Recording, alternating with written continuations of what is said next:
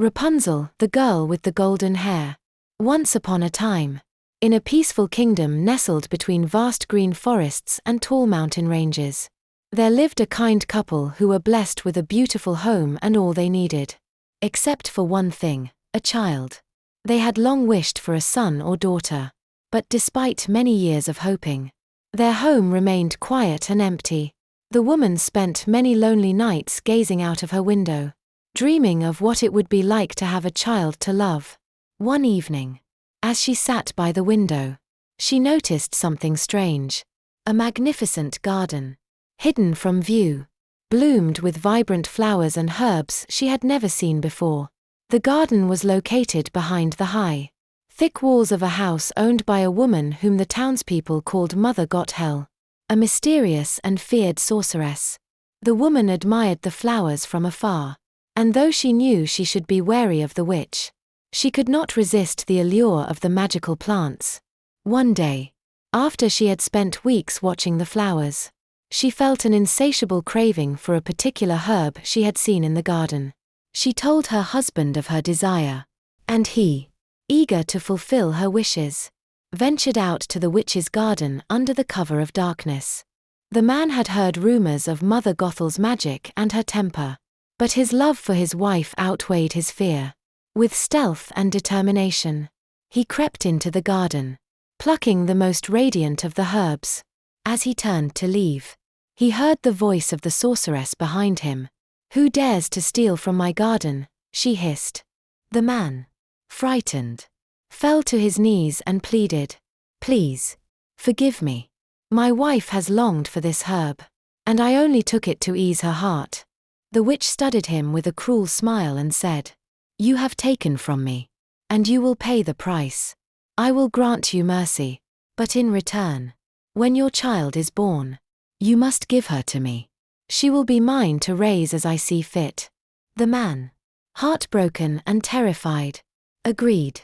Knowing he had no choice, the witch released him, and he quickly returned home, dreading the day he would have to fulfill his promise. The birth of Rapunzel.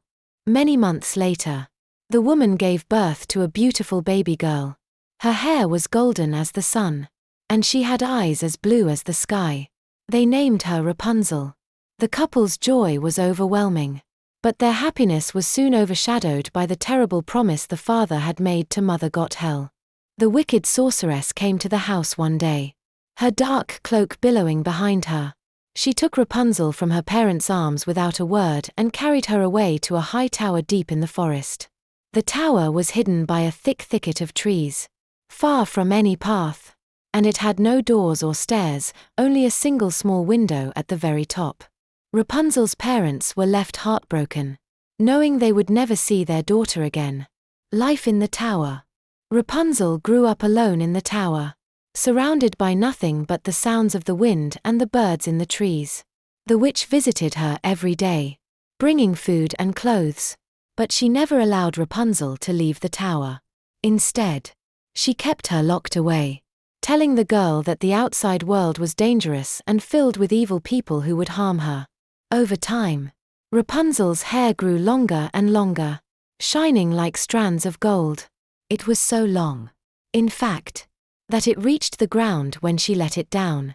Mother Gothel, who had come to care for Rapunzel only in her own twisted way, grew more and more possessive of the girl, using her beauty and magical powers to maintain control over the girl.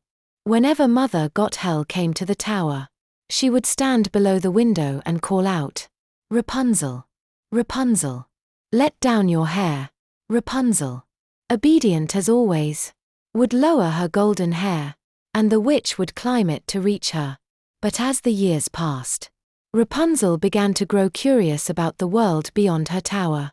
She would gaze out of the window at the forest below, imagining what lay beyond the trees. She dreamt of seeing the world and meeting new people, but she was always told by Mother Gothel that it was too dangerous. Rapunzel's only company was the witch, but she could not ignore the growing desire to know the world outside. The prince. One bright spring day, while Rapunzel was singing a song she had written about her longing for freedom, a young prince was riding through the forest on his horse. He had been hunting for game. But when he heard the enchanting melody of Rapunzel's voice, he stopped in his tracks. The song was so beautiful. It filled him with wonder. He followed the sound of the voice until he reached the base of the tower. But he could not see the singer. Curious and determined, the prince returned to the tower every day, hoping to hear the song again. Eventually, he saw the witch climb up Rapunzel's hair. He was amazed at the sight. But his heart sank as he realized the witch was coming from the tower. He made a mental note of the location. And when the witch left, he approached the tower, calling softly, "Rapunzel, Rapunzel, let down your hair." At first, Rapunzel was startled by the voice.